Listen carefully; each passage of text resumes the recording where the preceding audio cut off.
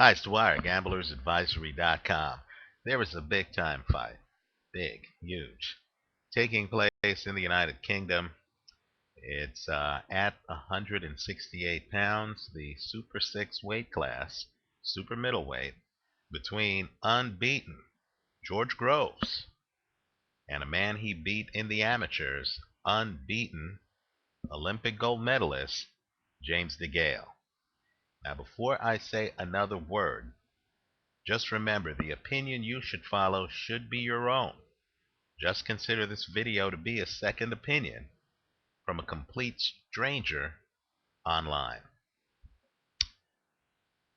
Let me say, in boxing, we all know who the elites are. You've seen many people's top 10 lists. In fact, let me grab my piece of paper.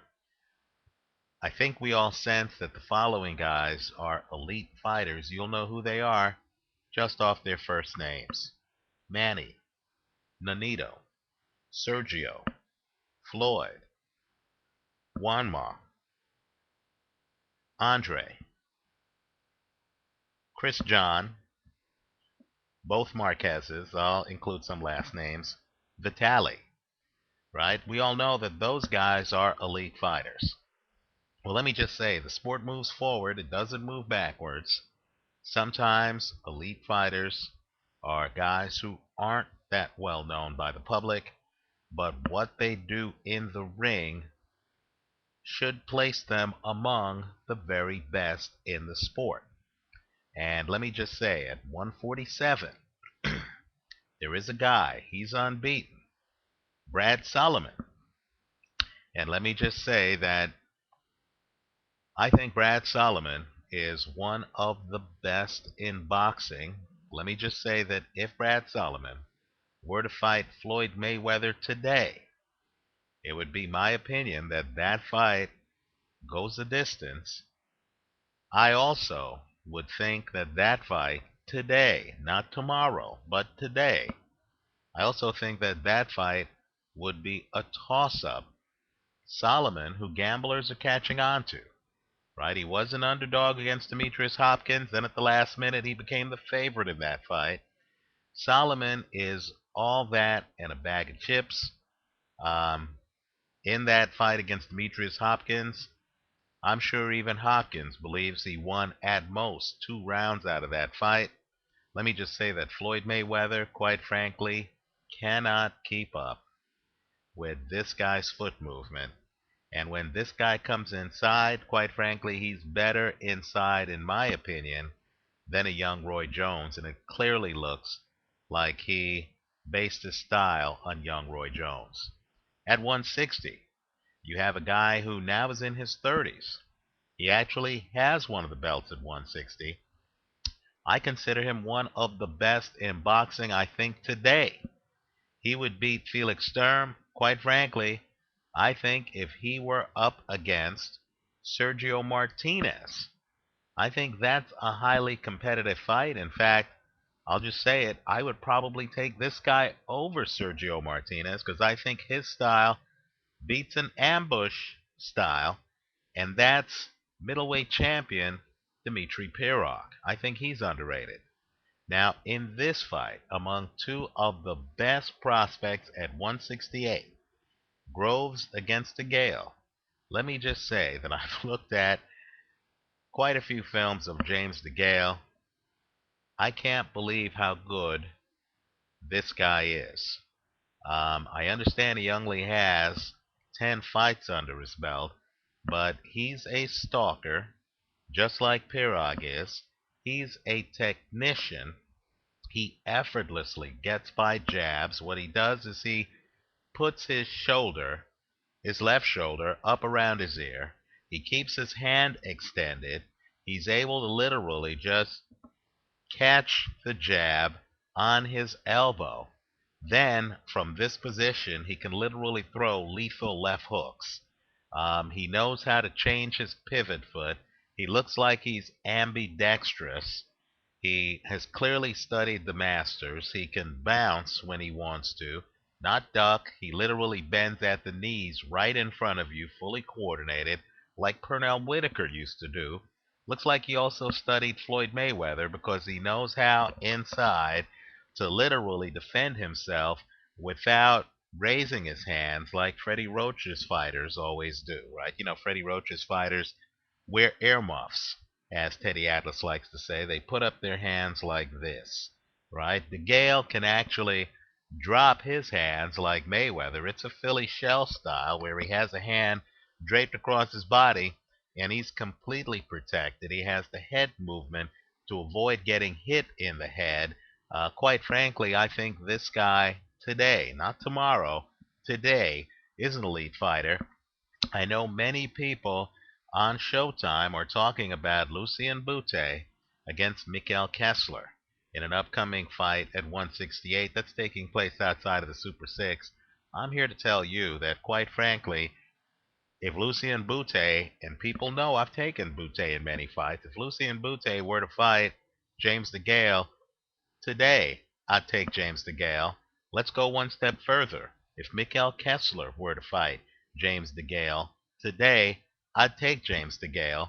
The only thing James DeGale is lacking, in my opinion, is public awareness. And he'll get that with high-profile fights like this one. Now, we all know that the amateurs are 3-round fights with headgear. We all know that if you can throw volume and if you can move, you have an advantage in the amateurs. You're at a disadvantage in the amateurs if you're a stalking type fighter, right? Because you just really don't have enough time to do major damage, right? The amateurs, they count the number of punches. The amateurs, quite frankly, were made for George Groves. Groves is a mover. Groves fights like Andre Durrell.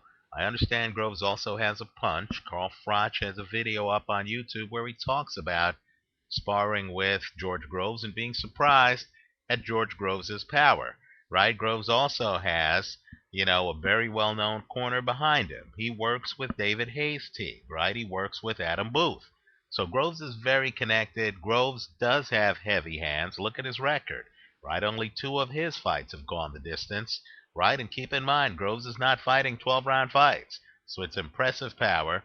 And, of course, he moves around the ring, might even move around the ring better than James DeGale. This fight's going to be interesting. I'm expecting a stoppage, right? These 2 guys know each other too well. This fight, even though it's the first time they're fighting as professionals, should really be considered a rematch between 2 guys who are technically oriented. They know the angles of the punches already. They know the other fighter's strengths and weaknesses. My recommended play in this fight as a gambler is to take both guys to win by knockout. Now, as a sports fan, all I'm saying is I consider Groves to be a very good fighter. I consider DeGale to be a step up, literally out of the frame, off the page. DeGale's one of the most talented guys I've seen in the sport. I consider DeGale to have the upper hand in this fight.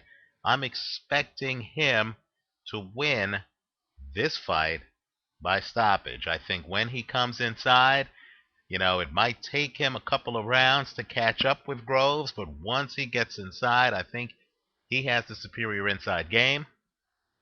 I believe he has the superior defense. I believe he's just simply the more advanced fighter. If he wants, he can switch back and forward between southpaw and orthodox. He knows how to work the body. He's not a hit and runner.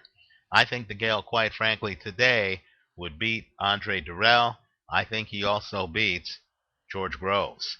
Of course, keep in mind the way I want to structure the bet by taking both guys by KO, and you should be able to get better than even money odds on both halves of that bet so you have a profit. Means that even if Groves were to win by KO, I would be one of those people in line at the casino with a winning ticket thinking to myself, wow, didn't expect this one. I'll be damned. Thank goodness I had to straddle. So my recommendation to you is to straddle this one. Take both guys by KO. I do not see it going the distance. Just know, though, that you're seeing an elite super middle who, quite frankly, I think beats almost everybody in that division.